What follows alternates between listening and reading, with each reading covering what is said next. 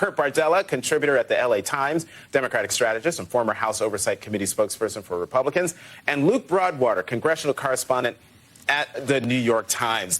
I'm so glad both of you are here on set. Luke, let me start with you. Congressman Clyburn seemed kind of hopeful or confident that the House of Representatives could get its act together before the next funding deadline to send bills over to the Senate and then get them passed into the president's desk. Is he overly hopeful? Is the dynamic there in the House for that to happen? I think that's somewhat optimistic. The House Republicans so far have been so dysfunctional on getting their act together to both write and pass and rally around these spending bills that, look, it is possible, but the divisions in that party are so deep right now between the Freedom Caucus and the more mainstream conservatives that it is going to be difficult for them to rally around any single piece of legislation. Now, correct me if I'm wrong, the motion to vacate is still there. That still hangs over Speaker Johnson's head. Yes, that's correct. Any rumblings that anybody is going to exercise that option in the way that Congressman Matt Gaetz did against now Congressman Kevin McCarthy? Well, Speaker Johnson still is in a little bit of a honeymoon phase right now because there was so much turmoil during the speaker fight and because the hard right ousted Kevin McCarthy. They have taken a little bit of a step back, but they're starting to get angry. He had a very contentious meeting with the House Freedom Caucus over his last spending bill. It was made clear to him that they did not like what he was doing, siding with the Democrats and trying to keep government open.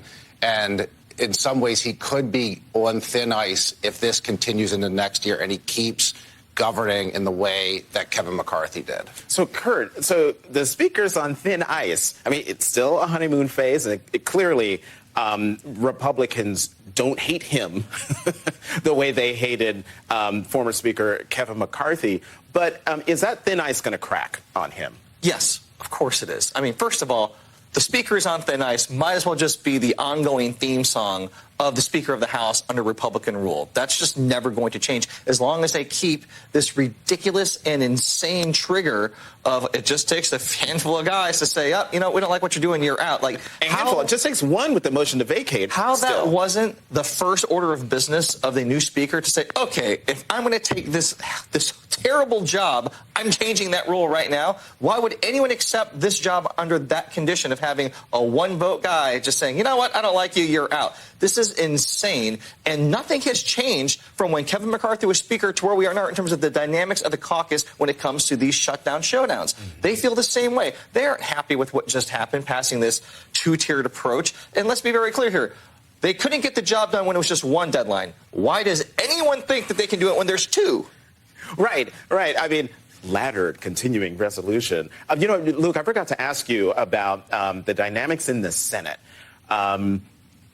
Is it more likely that we're going to see the Senate, on a bipartisan basis, send appropriations bills to the House before the House can even get its act together?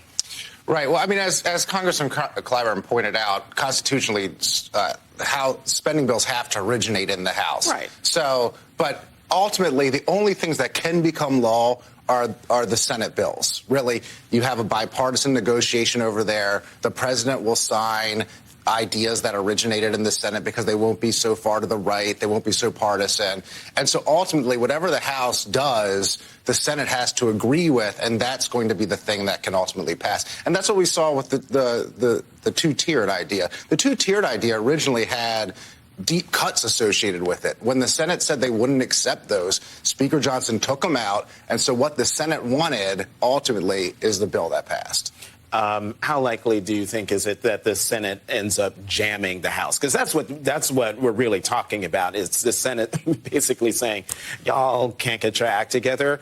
We got to govern this nation. So we'll be the adults on Capitol Hill and send you something that all you have to do is pass it, and then we can move on. Well, the only way to avoid a shutdown in January is if the Senate asserts itself and decides, okay, you're going to have to take this. And if you don't want to take it, then Republicans will own the shutdown that goes down if they refuse to act on what the Senate sends them. We've got like less than a minute left before we take a break, but you guys are going to be coming back in the next round. We'll have fun in the next segment. But can you just talk about real quickly your reaction to the news coming out about Speaker Johnson's interview he did, I think, just before he became Speaker, where he was talking about God's retribution on America because, as he sees it, America's going down a wrong path. Who is this man? I love how these people think that God is an American, first of all, that the Almighty has some predilection towards what's going on in the United States of America at this moment in time. The arrogance of these people that think they have some direct line to God and that God is some white evangelical Christian is insane. And it's terrifying that this guy's frankly in the position of power he is when he espouses radical views like that.